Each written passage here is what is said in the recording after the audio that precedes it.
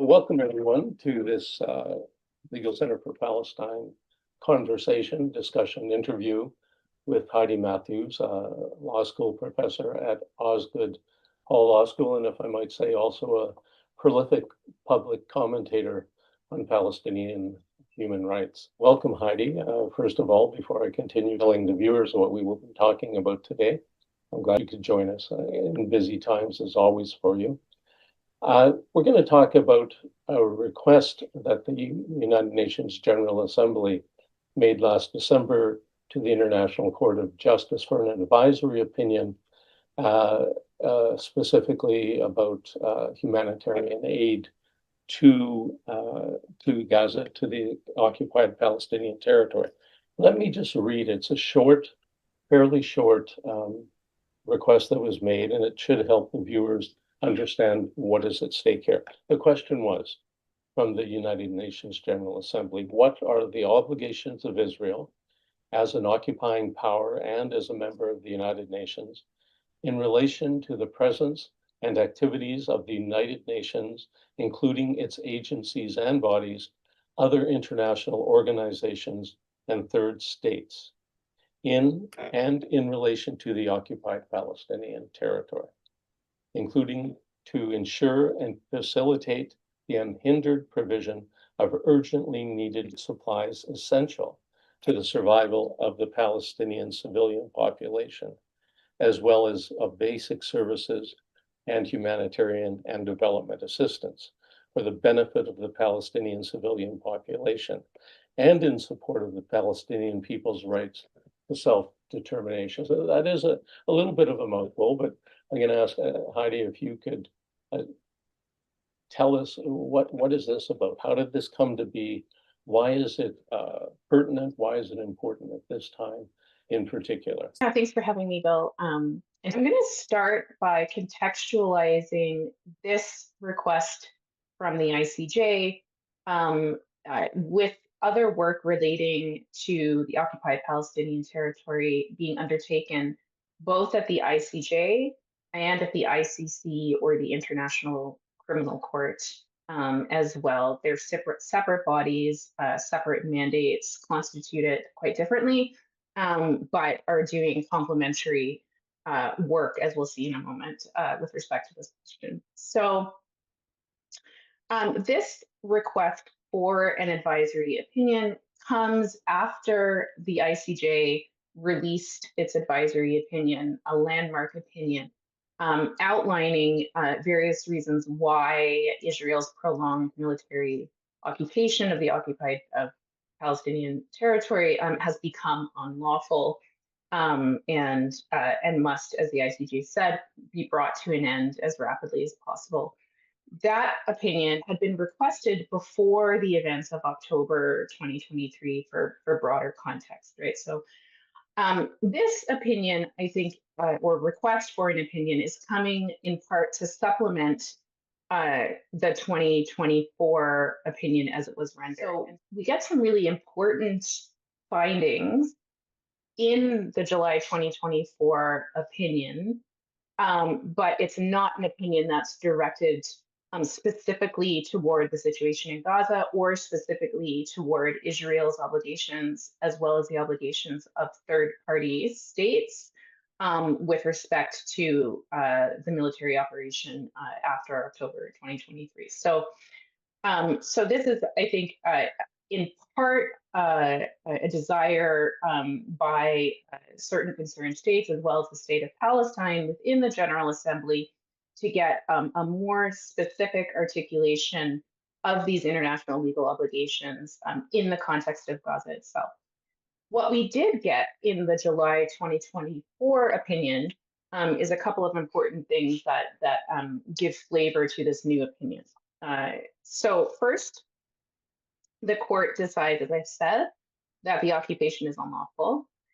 It also finds in the course of that decision that Gaza remains occupied territory because of the degree of control that Israel exerts in Gaza with respect to the territory itself, as well as the borders, economic activity, et cetera. So So that's a really important finding that informs the way that this request for an opinion has been constructed. So if we look at this request, you've read it. It's quite long. It's a one sort of run-on sentence. So it's helpful to sort of unpack the different pieces. Um, uh, Importantly, the request is about the whole territory, right? So it's not actually limited to Gaza, but clearly is animated by the catastrophic humanitarian situation on the ground in Gaza, but also the deteriorating situation, particularly in the West Bank. Okay. The catastrophic nature of the situation in Gaza post October 7th, 2023, has already been described by the International Court of Justice in its series of provisional measures orders that form part of another case, specifically South Africa's genocide case against Israel at the courts. So that's a little, if folks are not sort of deeply following all of these developments, it's a little complex, but it's important to sort of identify these different procedures. So just to recap, we have an advisory opinion from July 2024 on the general illegality of the occupation. We have an ongoing genocide case brought by South Africa against Israel. And we have now this most recent procedure, which is a request for an additional advisory opinion. Part of what, If I could yeah, just go ahead, Bill. one key Yeah, point you made was that in the part of the ruling from last year that in fact Israel is occupying the entirety of what is called the occupied Palestinian territory, including Gaza, because of course those who defend Israel's actions say it is not occupying Gaza at all. It may be thinking of reoccupying, as some people point out, as they talk about bringing in large swaths of settlers to the decimated territory. But in fact, it has maintained its occupation through controlling airspace, population registries, transport of goods, a whole series of measures that constrain Palestinian life within Gaza. So it remains the occupying power, according to this advisory opinion that you mentioned. absolutely. And that's a crucial point. And I want to emphasize too that the blockade or the siege, as it's sometimes referred to, also predates October 2023, of course, right? So it goes all the way back to 2007, and itself is provides ample evidence for coming to the conclusion that Israel is conducting an unlawful occupation in the sense that that economic blockade has imposed such disproportionate, or yeah, I would use that language, disproportionate impacts on the civilian population itself. So there's this much wider history to the question of this particular advisory opinion. And so from a legal perspective, yeah, the status of occupation is super important and actually informs the a large kind of swath of the arguments that were made at the court, in the sense that those arguments were made from the perspective of the law of occupation. So one of the questions that the court is being asked to determine, right, is, as you've read out, are what are the obligations of Israel as an occupying power, right? So pursuant to this massive body of law called the law of occupation, which is a subset of the law of war, also referred to as international humanitarian law. We'll talk about the various, I think, positions of the parties, but fascinatingly, even parties who, strenuously objected to the court, actually making a determination on the facts in this case. I'm thinking about the United States in particular here. Even the United States made submissions, sort of taking for granted the law of occupation as the applicable framing device here, which is central. Why now? Why is it important? So here I will take us back to the orders from the court over the course of the winter and spring of 2024. These orders are part of South Africa's genocide case against Israel. And Israel's non-compliance with those orders gives us the factual set of conditions that necessitate the request for this additional opinion. So specifically in January 2024, we get the court determining that there is, quote, a real and imminent risk that Israel is either committing already or will imminently commit acts of genocide in Gaza.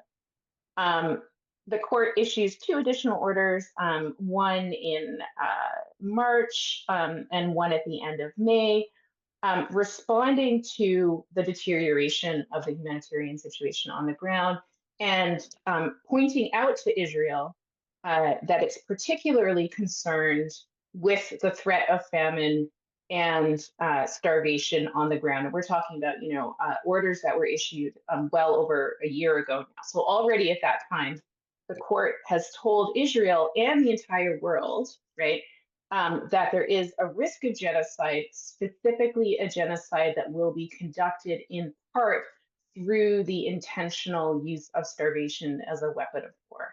And of course, what we've seen factually in the years since the last of these orders was issued is that the situation has deteriorated to almost unimaginable levels since March 2nd of this year. Israel has imposed a total blockade of aid that was only attenuated, that's not even the right word, but attenuated to some degree through the implementation of its own mechanism on the ground to deliver aid, combined with domestic legislation designed to dismantle UNRWA, which is the United Nations agency that's primarily responsible for delivering aid to Palestinians on the ground in Gaza. And so it's that combination really of attacks on UNRWA, refusal to cooperate with all other agencies. There are a total of 13 UN agencies that are working on the ground in Gaza around the question of humanitarian assistance, as well as the imposition of its own heavily militarized humanitarian aid delivery system that makes this advisory opinion essential at this time. As you say, that was in March of this year. At the same time, Israel abandoned the ceasefire that had been in place, and not only abandoning the ceasefire, but upped the ante with regards to the actual use of starvation as a weapon of war. And I should say not just foodstuffs, but other essential supplies that are needed or are not being supplied. Medical supplies is one example, and as you have a malnourished population, there's greater medical needs because of the starvation, and yet the hospitals, which have been largely destroyed, and the supply of medicines, which has been largely prevented. Other organizations were attempting to provide some medical care. So you have a starving population now that doesn't even have those kind of supports to at least somewhat lessen the impact of the starvation. But Israel violated the ceasefire unilaterally. Is that correct? Yeah, I mean, I think that's widely understood to be the case. There's certainly no indication of any interest at all in pursuing a ceasefire moving forward in Gaza. And I think what you mentioned in terms of what we mean by starvation is also a key point to emphasize from a legal perspective too. So within international criminal law and the law of war, starvation, as you rightly note, doesn't just mean the kind of colloquial definition where we imagine food and water being withheld from a population, but extends actually to all of the essentials of life, right, that you've already outlined. And just to put the work of the ICJ in relation to the ICC, in November 2024, we get the International Criminal Court issuing arrest warrants against Prime Minister Netanyahu and former Defense Minister Yoav Gallant for a number of alleged crimes. But importantly, for the alleged crime of the use of starvation as a method of war. And already at that time, the court found that there were reasonable grounds to believe that both individuals had, and I'm quoting from the press release, intentionally and knowingly deprived the civilian population in Gaza of objects indispensable to their survival, including food, water, medicine, and medical supplies, and that this deprivation was not justified on any grounds of military necessity or security, and further, that this deprivation had in fact created, quote, conditions of life calculated to bring about the destruction of part of the civilian population in Gaza, which had resulted in the death of civilians, including children, due to malnutrition and dehydration. And so again, I noted before that while these courts are distinct, the sort of parallel findings are actually really important for understanding the broader legal construction of what's happening here. And when the ICC talks about conditions of life calculated to bring about the destruction of part of the population, that is an essential component of the law of genocide. And so it gives us actually a really important factual finding from a criminal perspective that will help the ICJ in its determination on the question of genocide down the road. Let me ask you, I think many of us who follow Gaza are aware of the reports of starvation. And one of the things that as you're talking, it reminds me that even if people survive the starvation exercises, I'm thinking particularly of young children, the damage done to their physical and cognitive and psychological growth will carry over. It won't end the day food starts to go back in. They have been affected in a terrible way, which they will pay for the rest of their lives, those who will survive this. Now, so you've mentioned the disproportionate and differential impacts that certain sectors of the population will suffer when starvation is used as a weapon of war. Clearly, young children, and also the gendered impacts are important there as well, right? So women and girls who are pregnant or were recently postpartum and their infant children are also suffering particularly significant impacts. And so, and also forced displacement, right? So we have this additional layer of forced displacement being kind of a structural part of the new aid delivery system. So not only have evacuation orders been used to systematically displace 90% of the population multiple times before the total closure of aid on March 2nd of this year, but since that time, with the institution of this new GHF organization, forced displacement has been used to pressure and control the movement of Palestinians toward the very small number of aid points, most of which are located in the south of the Strip itself. And so, so legally speaking, this is important from the perspective of war crimes, crimes against humanity, and also genocide. I'm going to talk from the perspective of genocide, but I want people to know that it's not the only crime that's important here. But I'm going to focus on genocide in part because the ICJ is hearing another case in a different context, which has involved differential impacts with respect to children, women. So specifically, the alleged genocide of the Rohingya people in Myanmar.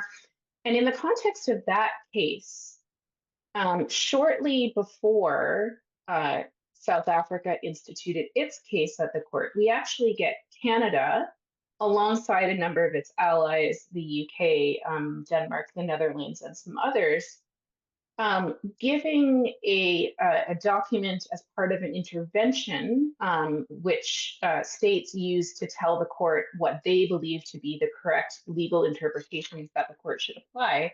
They issue this intervention. It's a 22-page document.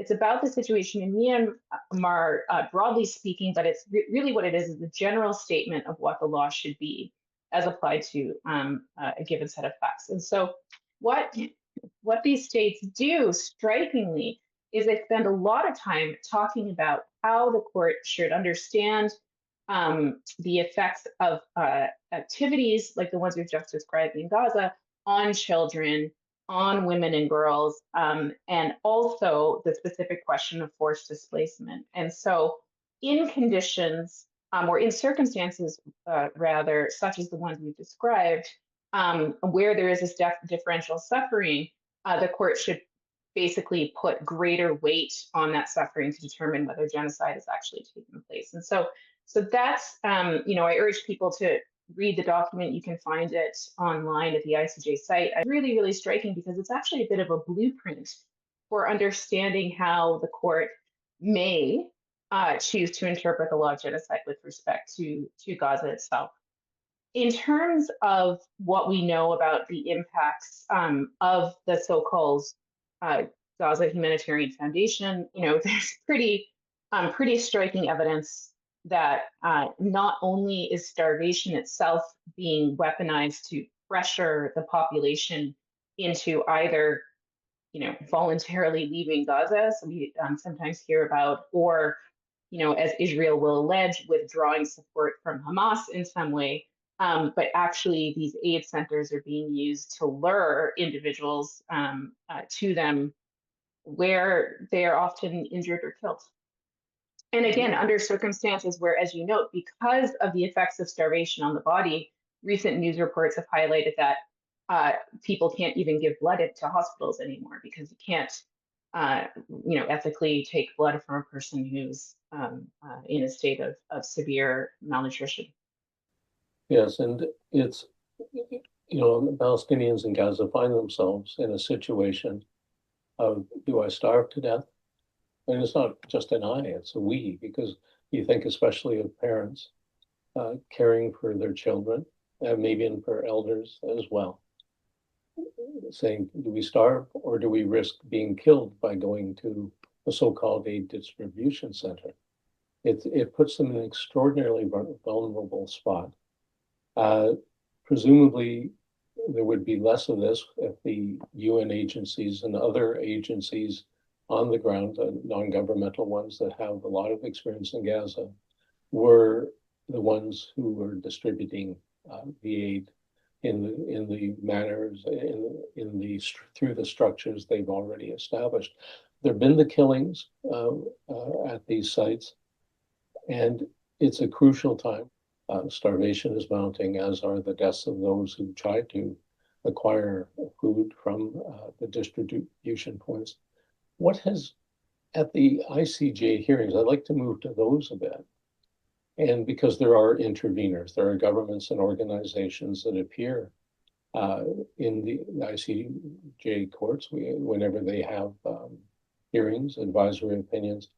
And you've spoken of this in your Twitter commentaries. When you were commenting on this back in late April, early May, it was interesting. I saw the contrast in your analysis of the legal arguments being put forward, on one hand, by the United States, government of the United States, who remain, and it's evident they're very supportive of Israel, despite the genocide it is carrying out, and it has been known to be a genocide, or believed by many, since fairly early on after October, partly because the intent to commit genocide has never been so clearly expressed by those who do it. And this is often the question of how do you prove intent when it comes to genocide. In this case, there is no difficulty. It is everywhere.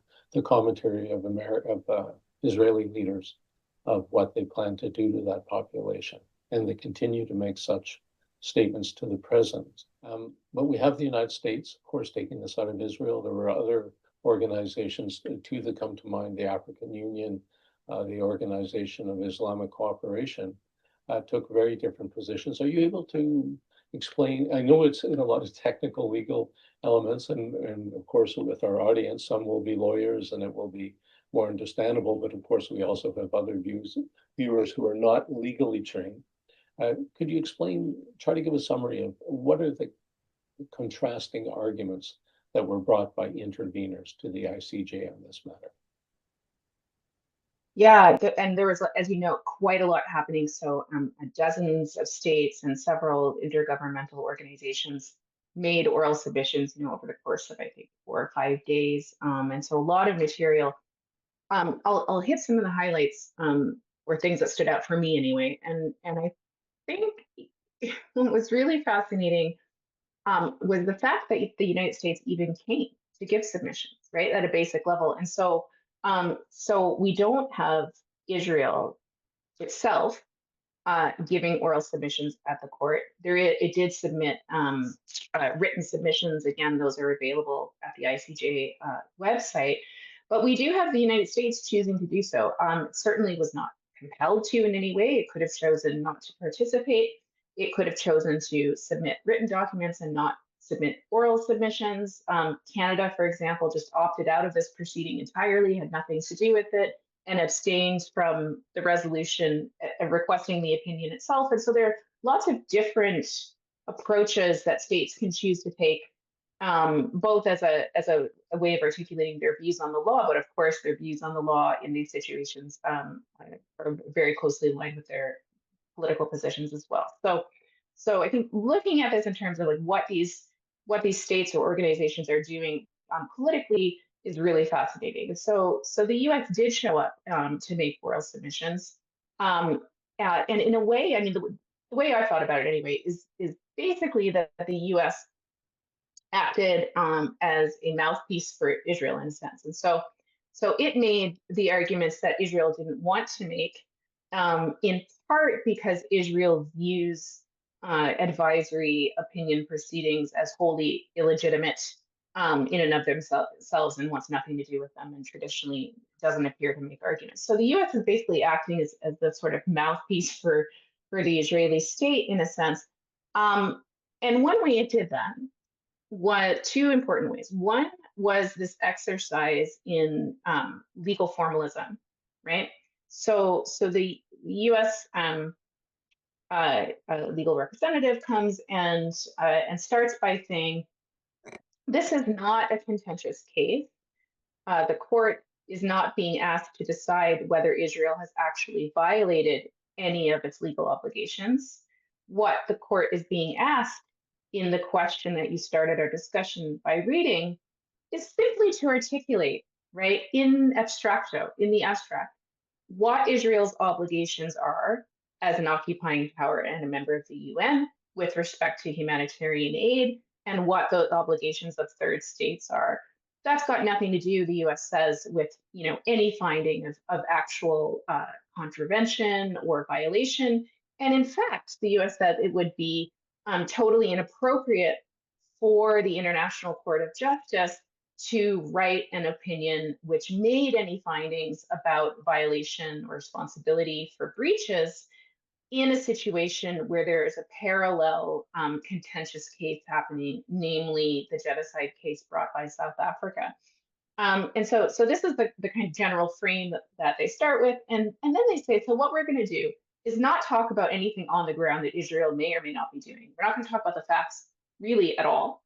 We're just going to do this highly formalistic thing where we talk about the relevant provisions from the Geneva Conventions and customary international law with respect to obligations of occupying powers. And so that was really fascinating. And so it allowed them to basically do their submissions again without really talking about Israel at all, and certainly without talking about Gaza or the situation on the ground that Palestinians are being subjected to. It allowed them to take this high level approach, totally in abstraction from any actual facts. I've a lot to say about that, but I think it was a really fascinating approach to its submissions. And the second thing that it did is that to the extent that the United States actually did engage with factual material about what Israel is or isn't doing on the ground in Gaza, it did so for the purpose of suggesting to the court that the question posed by the General Assembly must be constructed narrowly, right? Specifically, the question the US says, and Israel in its written proceedings also says, is really a question about Israel's domestic legislation that's purporting to ban rather the operation of UNRWA, which is the UN Agency for Palestine Refugees, which, as we've noted, does the bulk of the work around providing, or did until now, the bulk of the work around providing humanitarian assistance, and has been operational for many decades, and is certainly the best placed and most professional organization to do that work.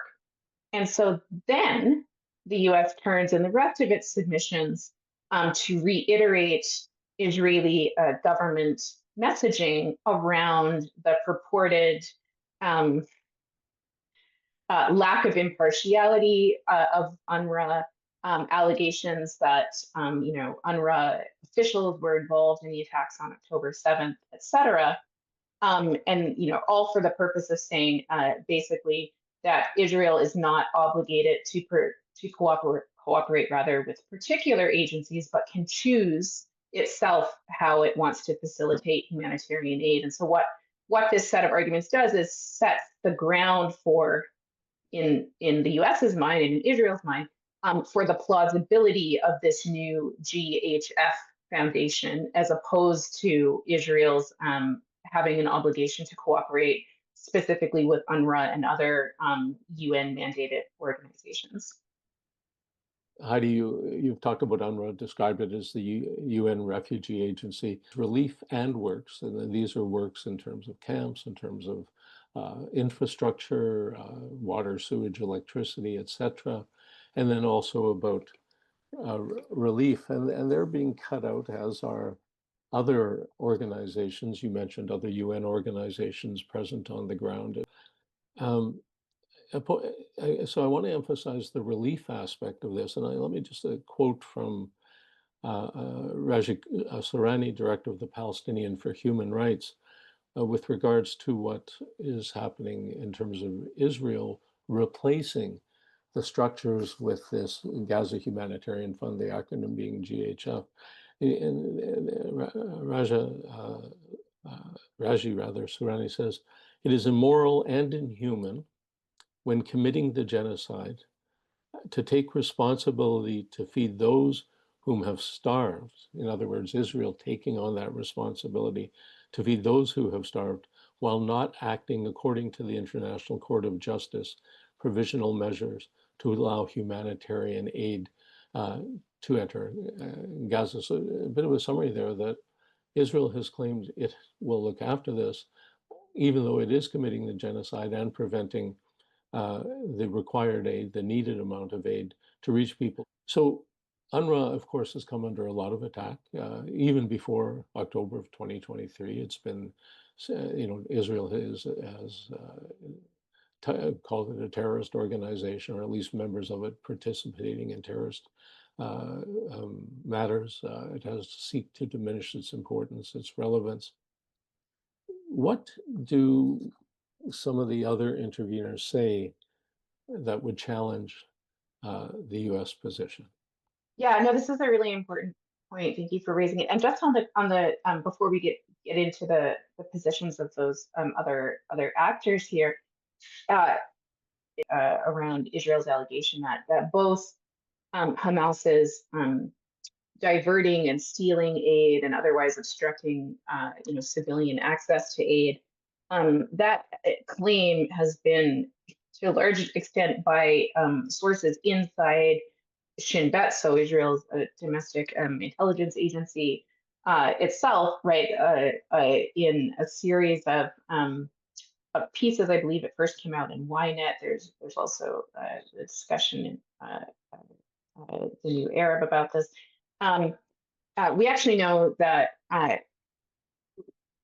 quite apart from whether Hamas may be stealing some aid or whatever, it's impossible to know all the facts on the ground. We do know that Israel is funding and supporting what it calls a potential, political counterpoint to Hamas, but which in reality is a criminal armed group some members of which have been previously affiliated with ISIS. And so they're basically using criminal groups to create havoc on the ground and actually assist them in this policy of using starvation as a method of warfare. So incredibly important factual information. We actually have Smotrich, who's the finance minister and a member of his government, obviously a very extreme right-wing politician. He has then threatened to pull out of the government and if the military and the government don't take substantial measures to stop what he calls Hamas stealing aid. And so So it's blaming Hamas, and at the same time, there's the evidence that Israel has armed gangs in Palestine, with some understanding that there is some relationship with ISIS among some of the members. So they're actually supporting those who are stealing the aid, blaming Hamas about it for the crime of stealing aid. And just to be clear, there's been evidence along these lines for some time. So there's a few months ago reports that within IDF-controlled areas, other armed gangs are being sort of allowed to operate freely. But this additional piece of information is really that Israel is using these criminal elements as collaborators, essentially, in their project of starvation.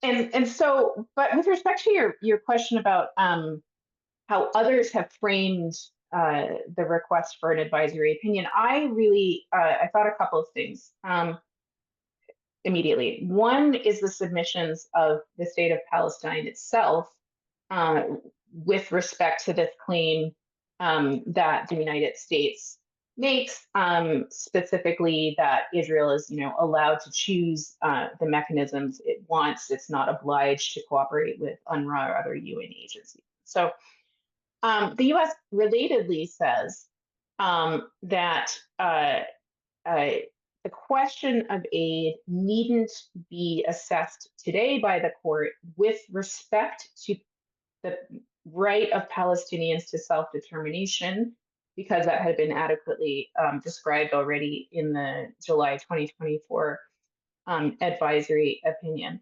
And so Palestine's response essentially to that is to say, whoa, there's a much broader context here. We know as part of Israeli policy in Gaza for many, many years that we've already alluded to, that Israel has created this situation of dependency across the occupied territory, but specifically with respect to Gaza, has created this situation intentionally where Palestinians are dependent on aid and foreign assistance to meet the sort of basic needs of survival.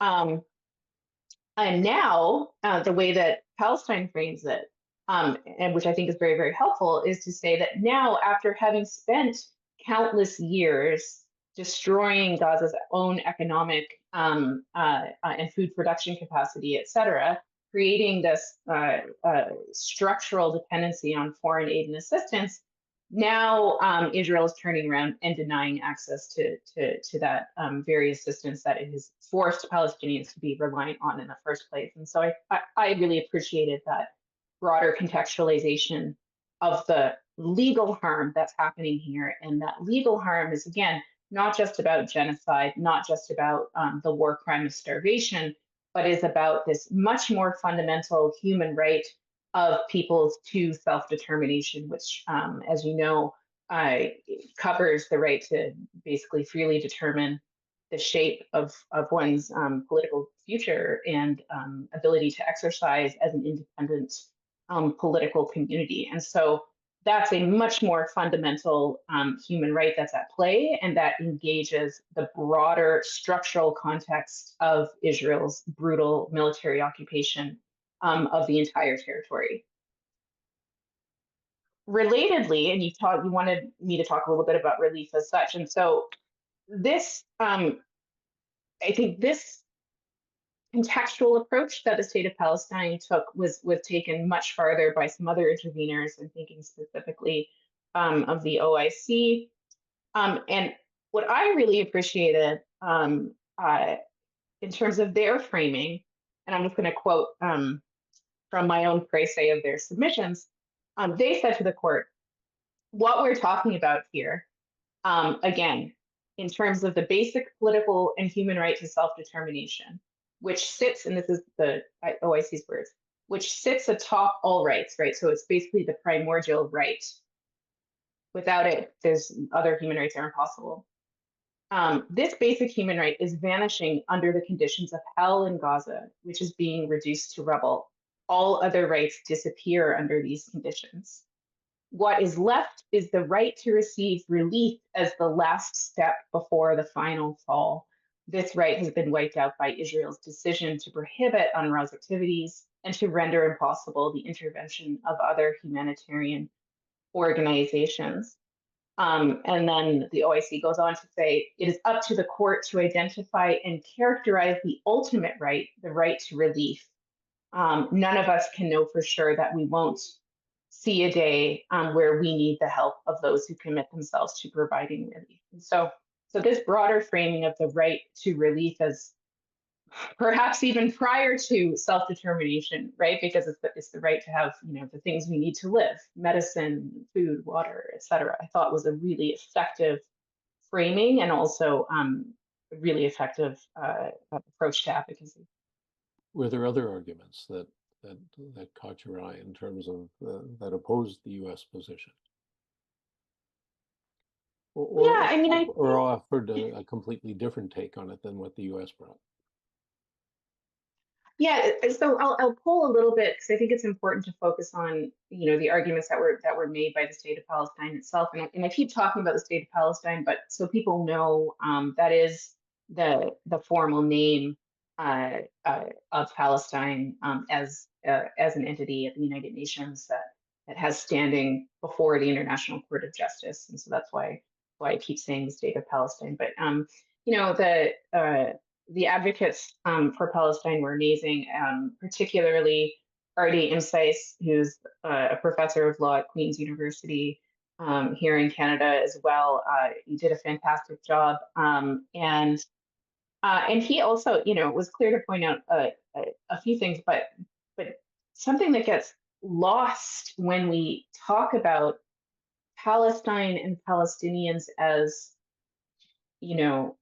deserving of rights because they have been rendered so helpless and so lacking in political agency of any kind, right? We talk about them just in this as sort of the ultimately pathetic figure, right? In need of assistance, as opposed to a population that has the right to determine its own political future with a fully robust, political agency.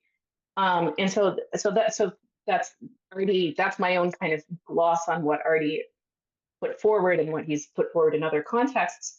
But it's also a way of saying that we need to really focus on what Palestinians themselves are arguing in these cases, because it's wrong to think about them deserving rights because they have been subjected to genocidal conditions, right? They have rights wholly outside of the genocide, wholly outside of the Nakba, and correlatively, and this is the point that Artie makes explicitly, part of what's involved in the right of people to self-determination in this context is that it should be for the people themselves, for Palestinians themselves, to actually determine how their subjugation will end, right? How to actually determine for themselves how best, aid and assistance should be delivered in this circumstance, and not for Israel as the occupying and genocidal power to get to somehow make that decision. It's the absurdity of that construction. But there are, like you emphasized this earlier, already obligations on the state of Israel as the occupying power to provide for the physical, mental well-being of the population of the territory which they're occupying. And they failed not only to do that, but they've actually been the perpetrator of the immense harms up to the point of genocide. Yeah, I Go would just ahead. say quickly, there is a sense of mismatch when we talk about uh, Israel's obligations as an occupying power. You're quite right, clearly is an occupying power factually and legally. But part of the reason why that feels weird, or why it might be intuitively appealing to some people to accept, Israel's idea that this is not the case, is the embeddedness and permanence of that occupation. And it's that permanence, it's important to point out, that was a main reason why the court found in its 2024 advisory opinion that the occupation itself is unlegal. So yes, Israel continues to have these obligations to Palestinians on the ground as an occupying power, but also that occupation itself is unlawful. Yes, and it's such an ongoing occupation. It's no longer seen as temporary in reality. Obviously the West Bank example is given so much, where there are actually the colonial settlements that continue to grow and show there is a lack of willingness by Israel to remove itself from those territories. So I won't ask you what you think the ICJ's opinion will consist of, unless you want to speculate on any of that.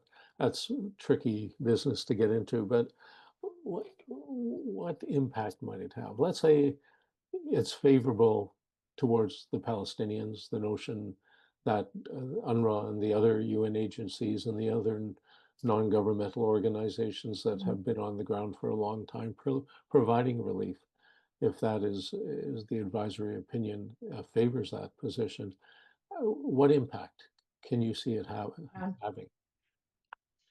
I mean, yeah, I'm not going to speculate on what may or may not happen, but if the court does rule that Israel is in violation of obligations around the provision of humanitarian assistance, that will be helpful for, I think, articulating Israel's failures from the perspective of the genocide case, and also from the perspective of the criminal allegations of the ICC that we've talked briefly about.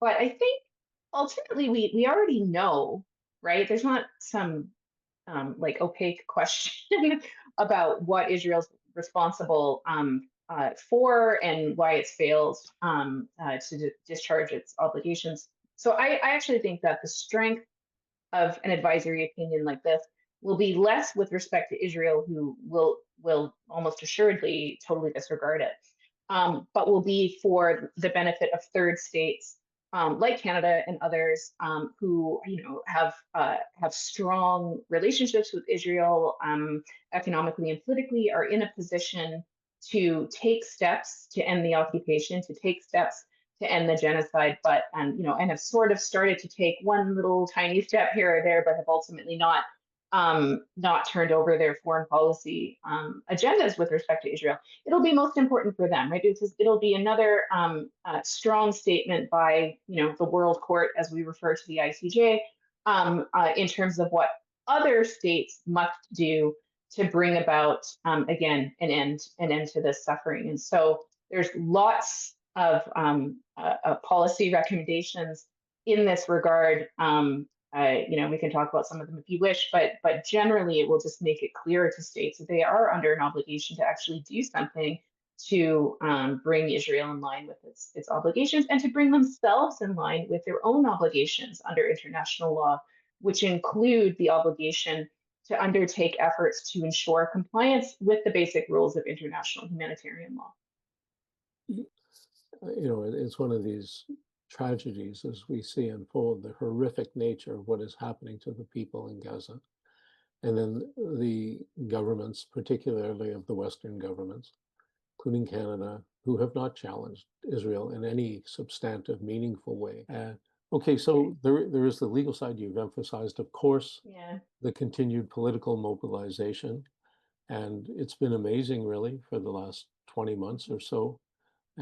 But there is weariness, there's despair amongst people. But I think you would suggest keep going, keep pushing. But I do want to emphasize, I think, the political and civil society component of this, right? Because ultimately, I think history tells us that it is civil society that pushes governments to change their positions, and law and legal advocacy can be a really important part of that, but it can't do that work alone. And so, for individuals, ordinary people, whatever, have a huge role to play in being vocal with their representatives, taking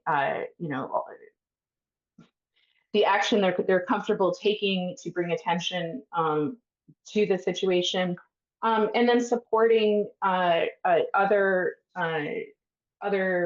interventions. I'm thinking here particularly about a letter that was drafted by myself and some others in the human rights space in Canada, signed by, I believe, 539 academics, lawyers, other human rights experts, former and current politicians, et cetera, demanding a series of specific policy changes in light of the G7. And one of those priority policy areas was that Canada should take steps to ensure the provision of urgently needed humanitarian assistance, including by pressure Israel to abandon this GF or GHF process and support UNRWA.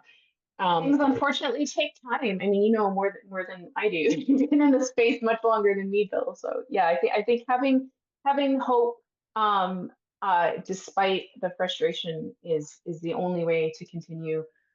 Internally, I think, and also as communities of conscience. So Heidi, do you have any last thoughts? Anything you would like to reiterate before we wrap up here? I ultimately, I think ending on this point is really important, right? So that just take the action that you can. It does matter. It's not right not to take action, and it's also incorrect to feel entirely helpless in the face of powers of structure, because we aren't ultimately. Well, thank you for that. And I'd like to remind people once again to follow you on Twitter or X or whatever we call it these days. And because you do tweet on regularly on issues pertaining to Palestine and around the genocide in Gaza. And I personally find them very helpful. Not mired in language that non-legal people wouldn't understand. I think they're very accessible. So I'd invite people to follow you. And are you in any other social media that you would recommend people check you on? No, I think X/Twitter is about as much as I can handle for now. And it's amazing. I mean, you're a professor, which is itself a demanding job, and that you continue to keep reporting and bringing analysis of what's happening to people is really invaluable. And I personally would like to thank you for all your efforts on this. And thank you for joining us today. Tremendous. Thank you so much, Bill, and to everybody at LCP.